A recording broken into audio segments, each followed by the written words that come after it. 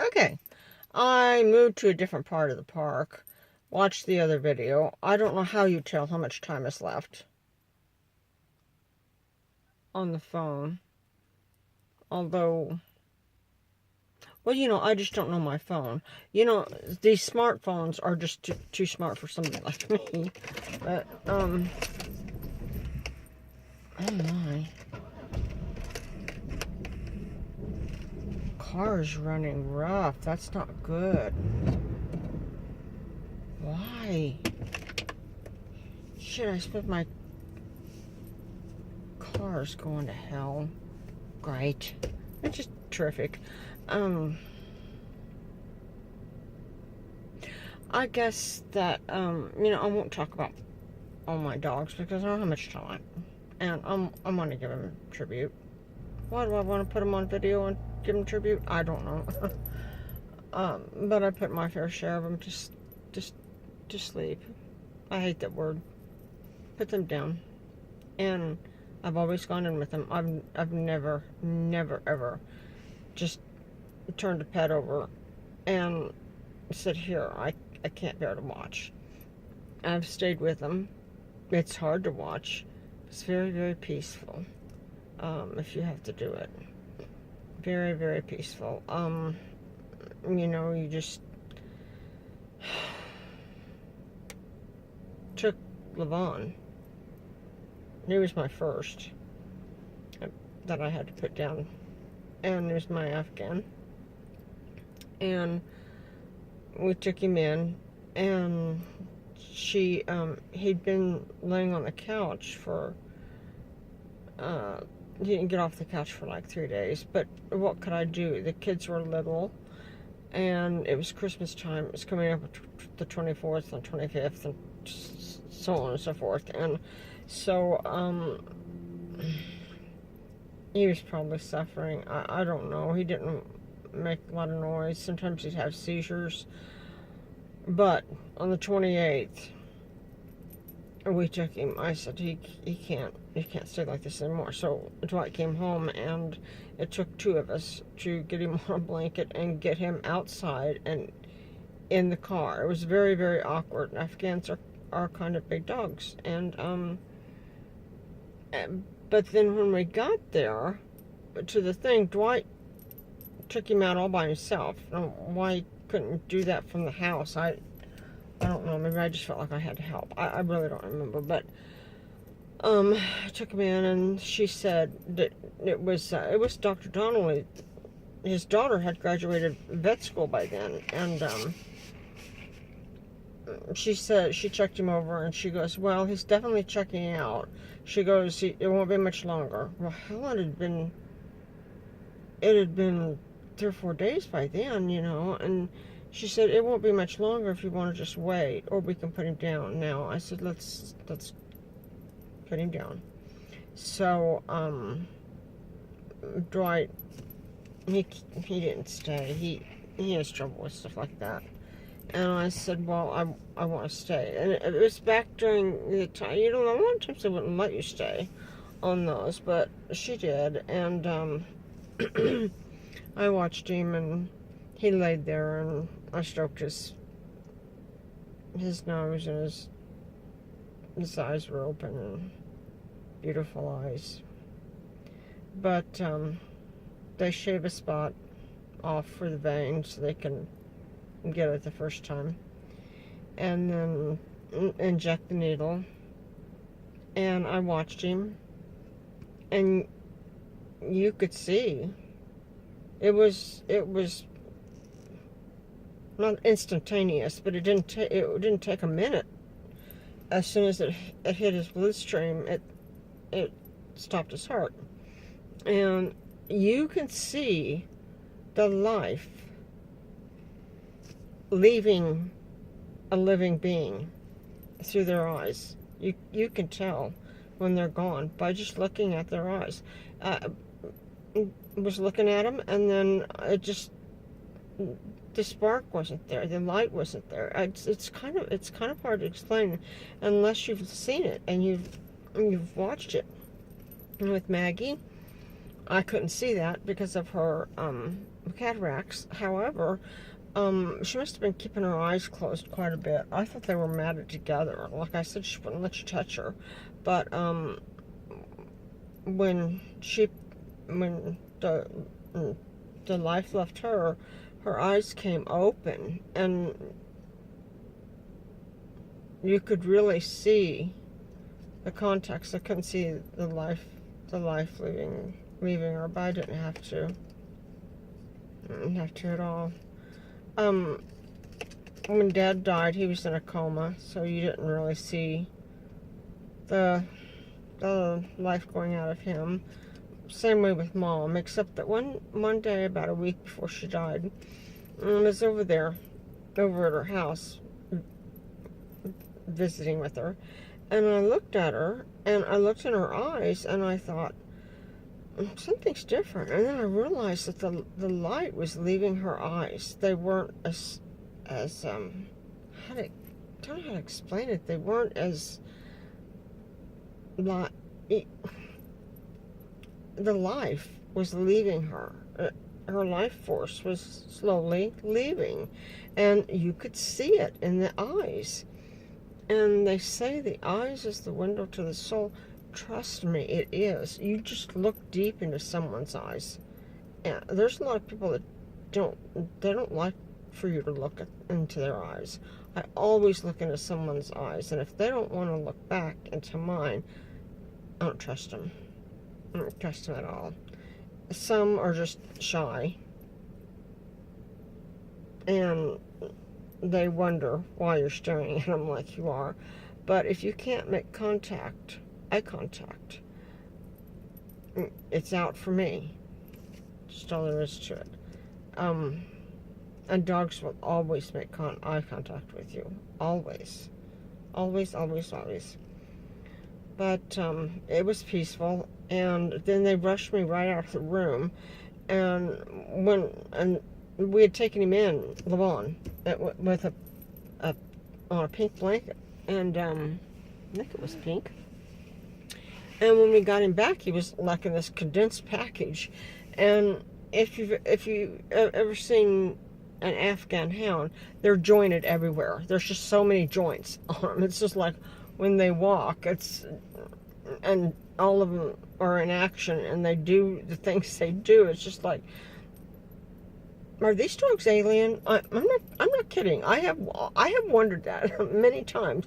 Did a spaceship drop this breed of dog in 400 BC in Afghanistan?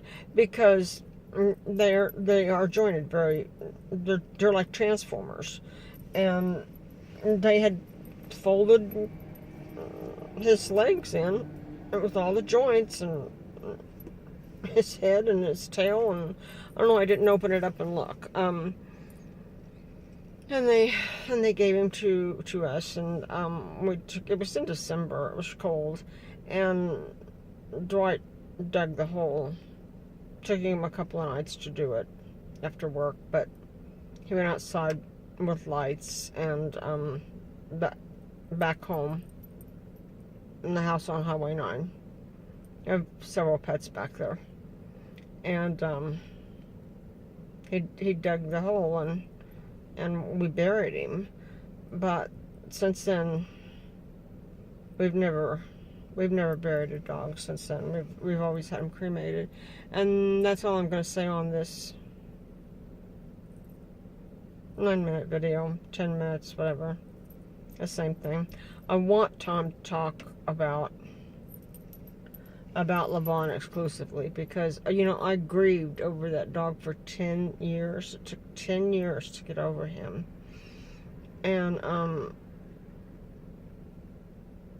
Emily, she passed away in our arms at home in 2006. And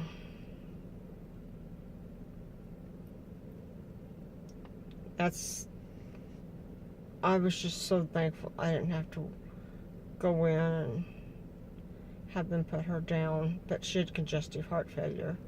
And the thing of it was, is she came to me that night and told me, that's a whole nother story I'll get into at another time. I don't know why anybody would be interested in all this, but I kind of do it for the kids. Well, Charlotte anyway. Not know the history, the whole thing. I think I have it written down somewhere, but the question is where. We have so much stuff that we didn't want, but we have, and now we don't know what to do with it. You know, we live in a society today, Dwight was telling me, saw it on TV, that people don't want things. They want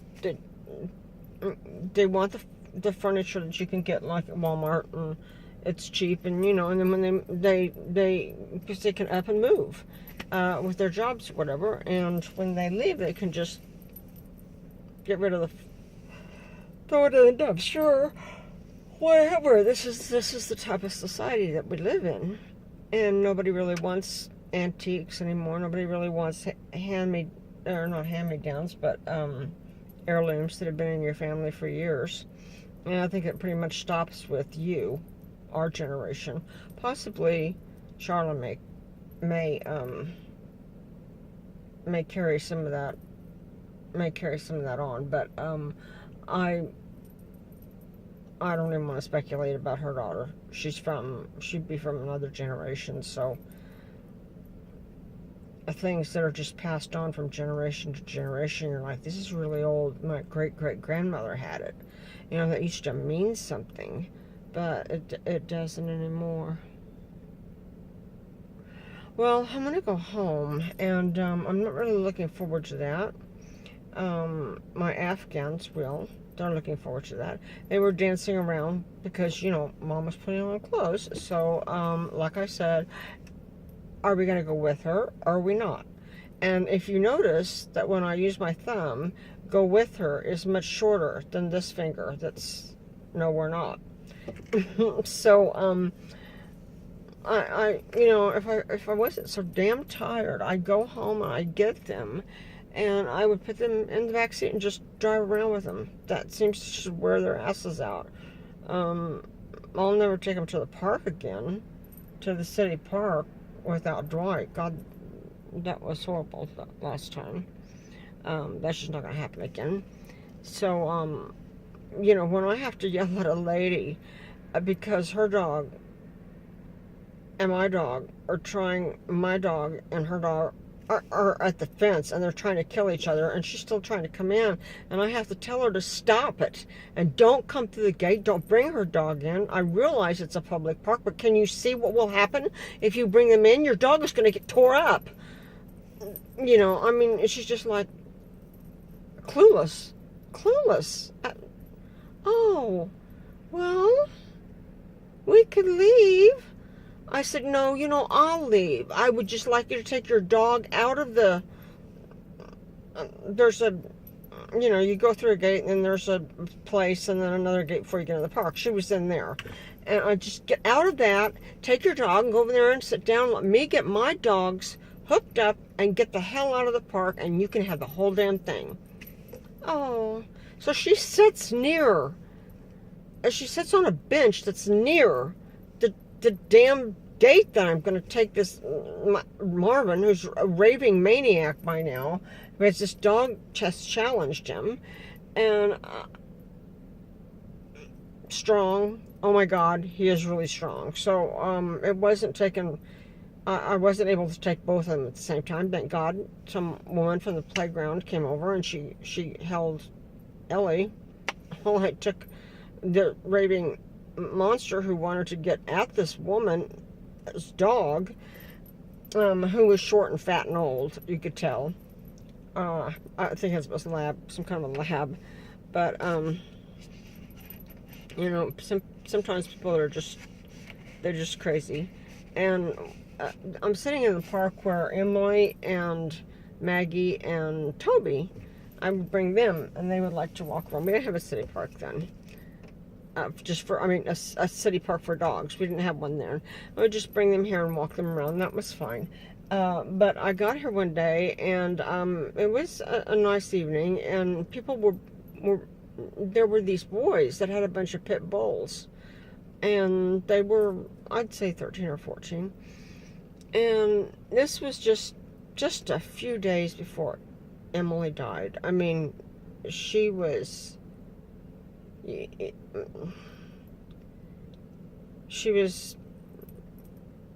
well, anyway. So, I've got these little dogs, and I'm walking them, and Emily too, and I look at these kids that are running with these dogs on these leashes, and I had the most terrible feeling. I thought something's going to go wrong, and it sure as hell did. They were chasing, they got loose, and one of them did, and away from this kid, and he went after the squirrel that shot up the tree, and I thought, oh my God, when he looks over here, and they were quite a ways away, and I thought, when he looks over here and he sees my dog, he's going to come over here, my dogs, and they're, what am I going to do? Because there was no way to pick them up, and Emily too, and sure enough, he looks over there, he's all black, and here he comes, he starts running. I swear to God, this dog, his pit bull, this dog's head was the size of a concrete block. And the kids behind him yelling, he's gentle. Well, by that, at that time, everything was on the news about how awful pit bulls were at the time, which we're learning different now. But I just stood there, and I grabbed the leashes up. I didn't really realize I was doing this. My little dogs are hanging by their neck, and I'm swinging them around, trying to keep them away from this dog. And the dog, and Emily's, she's going to go after this pit bull, 10 feet tall and bulletproof. And it was a disaster. I thought I was going to die. I thought there was going to be lots of bloodshed, and this kid comes running up, and I'm just shaking so hard I can't stand it. I've got leashes wrapped around me. He gets a hold of this dog, and I said, "What in the hell is the matter with you?" And he said, "He got away from me. I'm really sorry." And he gets him back on the leash again, and a friend takes him away, and he says, "Can I help you?" You said, yes, you can. You can get me all entangled. So he helped get me all entangled. I'm shaking like a leaf, and so was Emily. And we have a ways to walk back to the car, but we made it. And a woman was parked next to me, and she was kind of had her dog sitting in the car waiting, but she was standing out there, and she had her phone in her hand. She goes, "I thought you and your dogs were going to be ripped to shreds." She goes, "I had my phone ready to call 911. And I thought it wouldn't have made any difference by then, But anyway, it all worked out okay. The dog was a gentle dog, but I was petrified. Fear was probably just rolling off of me. But I have met many pit bulls since then, seen people with them, and they seem like a really gentle breed. It's the people that raise them that make them mean, I guess. I don't know. Well, okay, this was just sort of a finish-up video, and I really haven't finished up anything, but I'm exhausted, and Toby's supposed to be picked up at 3:30 after he gets groomed. I doubt that he'll be ready by 3:30, but, it doesn't really matter. She's got lots of cages there. I took his blanket. And, so I'm going to call Dwight. I'm going to tell him, what time to go pick him up. And I'm going to go home. And, I'm going to let the dogs out for a little while, which isn't going to be long. I'll stick them outside. And then, if I could just leave them in the house and leave them alone. And, but no. I have tried blocking off the hallway and just letting them come into the bedroom with me. But and that works fine. Ellie will come in and she'll lay down. Marvin, he'll come in and he'll lay either on top of my head on my pillow, or he'll lay on Dwight's pillow. And then that's not enough. He's got to stand up and dig over there on top of Dwight's nightstand, where Dwight keeps several bottles of pills. And or he realizes he's tall enough that he can walk to the end of the bed and he can stick his neck out and dig on top of the chest of drawers. And that doesn't work out real well either. And so, you know, you're having to wake up and go, Marvin, quit it. Marvin, stop. Marvin, don't do that. Marvin, quit. Marvin, lay down. And, you know, it doesn't work. So, and last night was just a real bitch with them. On top of all the coughing I had to do, they all got quiet. And I thought, oh, good, they're quiet. And then I went, oh, shit, they're quiet. Because I could look in there and all I saw was dog butts that had laid down. And when they lay down, their butts get pretty wide. I mean, we're talking like as wide as my butt, which is, well, it's there. Okay, let's just say it's there. And I noticed watching my own video that, you know, my neck is getting fat, my face is fat, so I don't even want to stand on a scale and see how much that, and that, you know, not having any energy, not getting out, that has something to do with it. And but the thing is I just don't give a shit. Anyway, I go out there and I'm like, oh my God, because we had hamburgers last night, and I got the good buns, and they had all the buns out except one. And I pick up the sack, and I said, I'm just going to put this on the cabinet, and when Dad sees it tomorrow, I'll just let him wonder how he's going to use one bun on 4 hamburgers that are left. And I put it out there where he couldn't get it. And so each one of them stole a bun when they saw me coming and ran off with it. So they ran to the couch and they quickly suck them down. And, you know, I get on to them, bitch at them, and stuff like that. And I said, you know what? Do you need to go outside? Because, you know, your ass is going to bed. No, nobody needed to go outside. So I get the bones, and, you know, they know that means go to bed. And I put them in there in their cages, and fuck, it's 5 o'clock in the morning. You know, and Marvin starts in. Shit. All right, it's 22. Where does the time go when I start talking to you people? Anyway, Marvin starts in barking, so I had to go and I had to get him back out and put him outside and let him go and then put him back in. I could have killed him, but it was like 7 o'clock before I got to sleep this morning. I happened to be stuck on the episodes of Vampire Diaries, okay? You know, on Netflix. And there's several seasons of them and many episodes in each one. And it's kind of given me the itch to write some more on the book, but I don't have the necessary, now I don't have the necessary software that I need. Got the computer, I just don't have the software because, well, you know, it's a screwed up mess. So anyway, I have a light flashing at me, and it's telling me I'm almost out of time. So, God, I can't believe how fast the time flies when I'm flapping my lips. But anyway, okay, goodbye. I love you all. And God, don't do anything I would do.